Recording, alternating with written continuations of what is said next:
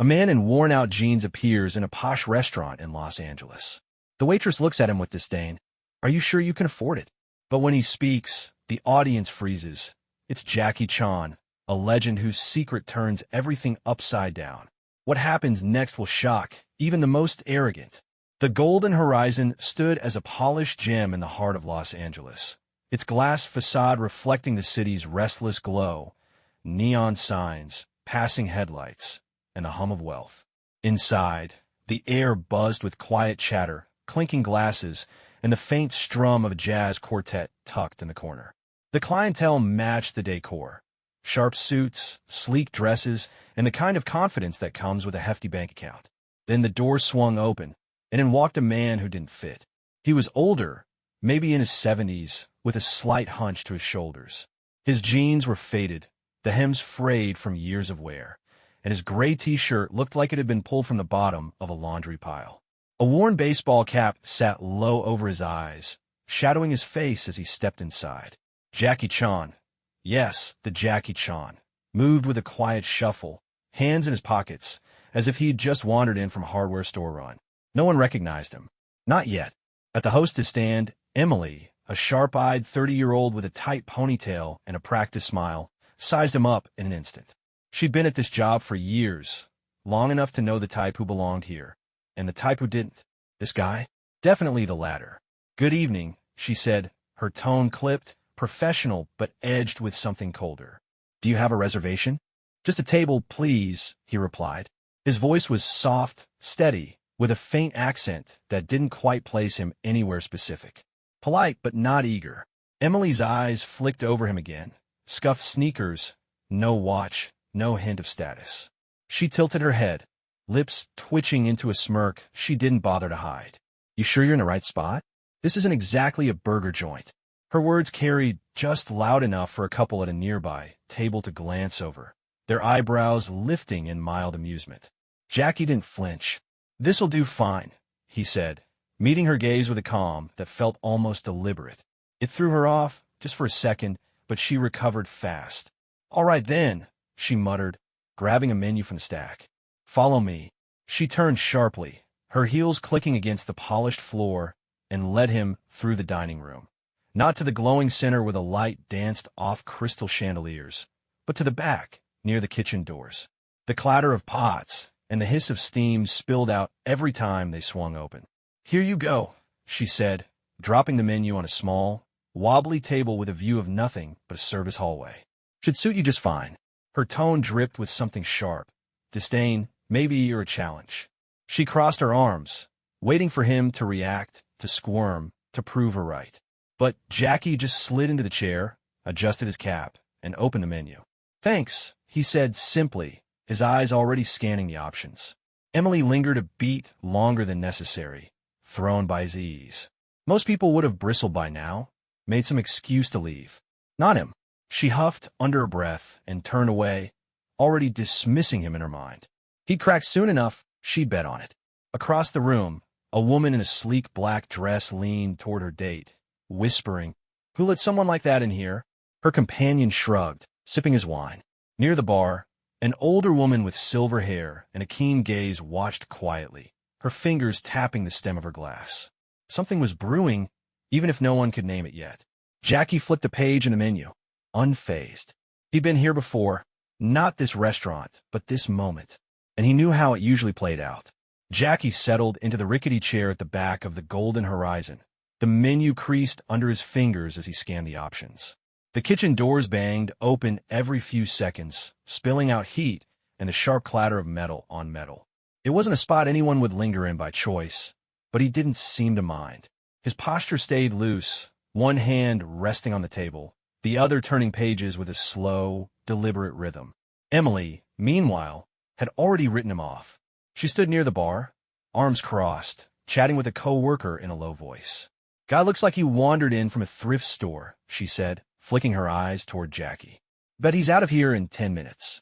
The co-worker, a lanky guy wiping glasses, gave a half-hearted nod, clearly more interested in his task than her commentary. Emily didn't care. She thrived on being right. Back at the table, Jackie tapped a finger on the menu and raised his head just enough to catch her attention. She took her time, strolling over, notepad in hand, her expression a mix of boredom and smugness. "Decided yet?"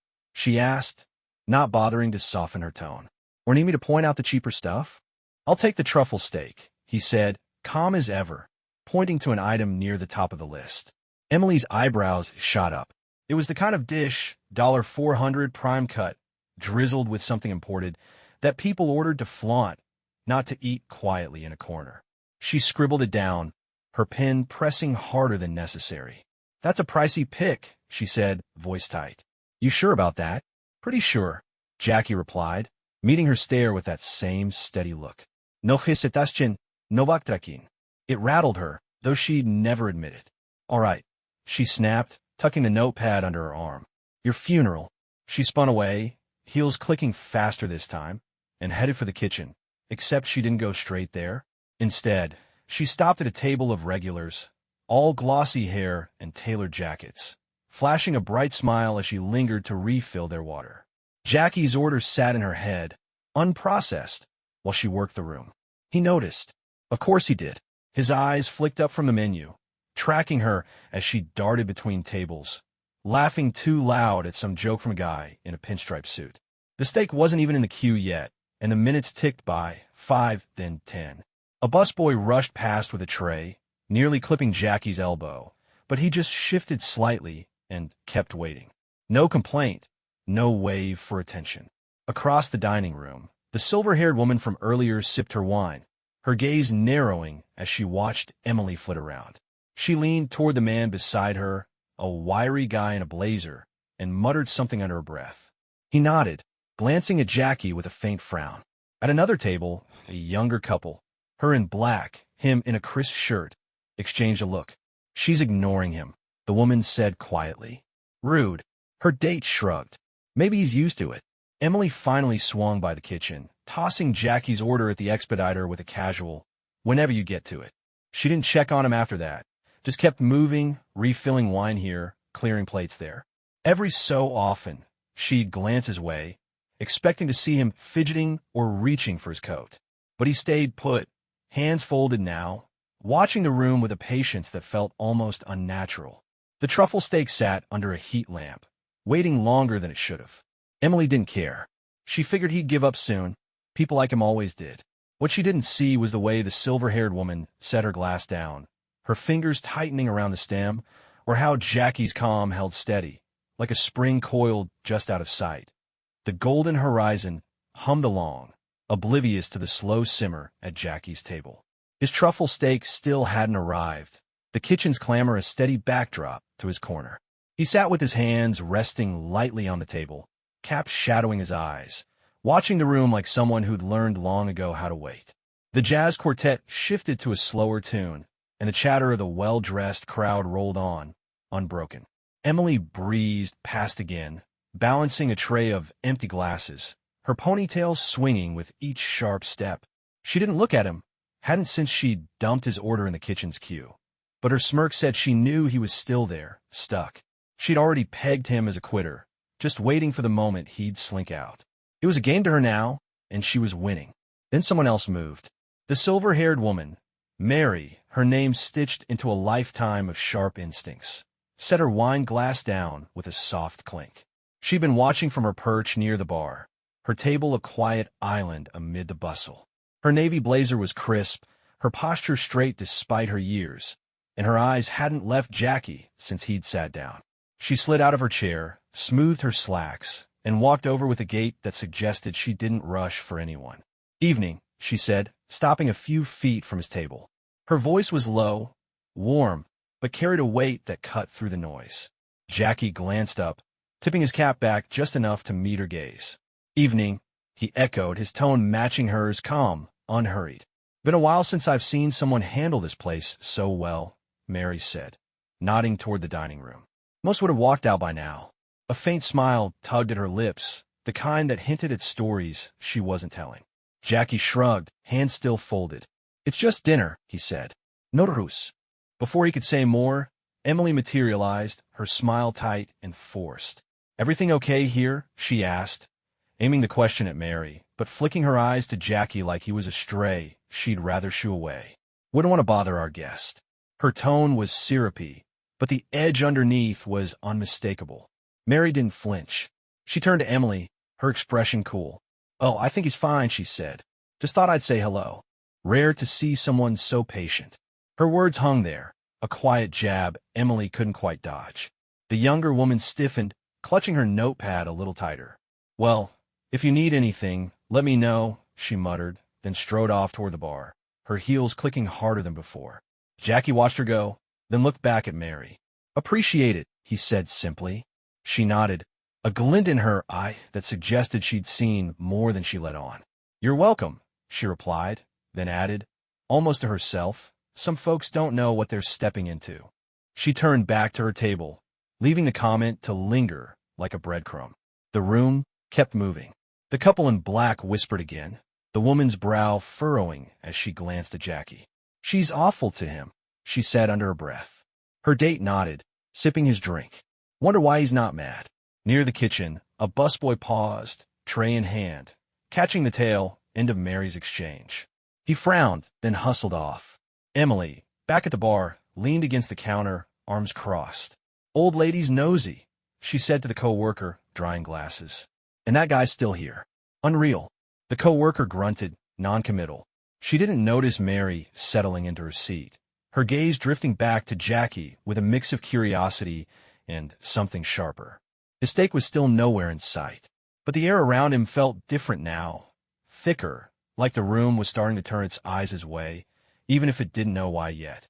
The golden horizon wound down as the last plates were cleared, the jazz quartet packing up their instruments. The dining room stood empty now, save for the staff gathered in a loose semicircle near the bar. Jackie sat at the center, cap off, his gray hair catching the dim light. He didn't stand or pace, just leaned back in his chair, hands clasped, looking over the group with the same steady gaze he'd held all night. Tom hovered nearby, arms crossed, still rattled from the earlier slip-up. Emily stood at the edge of the cluster, her ponytail less perfect now, strands slipping loose. Her eyes stayed on the floor, fingers twisting the hem of her apron. The rest, busboys, cooks, a few waiters, shifted their weight, waiting. "Tonight wasn't what I expected," Jackie started, his voice low but clear, cutting through the quiet. "Came in for a meal, not a fuss, but it showed me something." He paused, letting the words settle. "How we treat people. Anyone who walks in here matters more than the food or the lights." He nodded toward the chandeliers, their glow muted now. Emily flinched but didn't look up. Tom cleared his throat, stepping forward. "Mr. Chan, we'll sort this out. Won't happen again." Jackie raised a hand, not sharp, just enough to pause him. "Not about promises," he said. "About what's real. Guy in old jeans or a suit doesn't change who they are. You don't know their story." He leaned forward slightly, elbows on his knees. "I've been the guy who didn't fit. Still am, sometimes. Doesn't mean I don't belong." His tone stayed even, no preaching, just fact. The room listened, really listened. A cook in the back nodded, arms crossed, like he'd been there too. Mary wasn't around anymore, but her earlier words echoed in the air, a quiet ally's mark. Emily shifted, finally lifting her head. "I didn't know," she said, voice small, cracked. "Thought you were just—" She trailed off, swallowing hard. Jackie met her gaze, not cold, not soft either. "Doesn't matter what you thought," he said. "Matters what you did, and what you do next." She nodded, quick, jerky, wiping a hand across her cheek. "I messed up. I'll figure it out." It wasn't loud or bold, just raw like she meant it. Jackie gave a small nod back, nothing more needed. Tom stepped in again, softer this time. "We'll talk it through, all of us. Make this place what it's supposed to be." He glanced at Jackie, a mix of nerves and respect. "Thanks for laying it out." Jackie shrugged, standing now, pulling his cap back on. "Just saying what's true," he said. "Up to you to run with it." He headed for the door, the staff parting without a word. Outside, Los Angeles glittered, cars rolling slow, lights flickering off building fronts. He paused on the sidewalk, hands in his pockets, breathing in the night air. It wasn't about the restaurant, not really. It was about the small stuff. How you look at someone, what you assume, what you choose. He'd seen it play out 100 times in 100 places. Tonight was just one more. Back inside, Emily lingered by the bar, staring at the spot where he'd Saturday he didn't have to do that, she muttered, half to herself. The coworker drying glasses, still there, still quiet, looked up. Maybe he did, he said, shrugging. She didn't answer, just turned away, lost in her own head. The streets stretched out ahead as Jackie walked off, a figure blending into the city's pulse. He didn't need them to cheer or grovel, just to think. And maybe next time they'd see the person, not the clothes.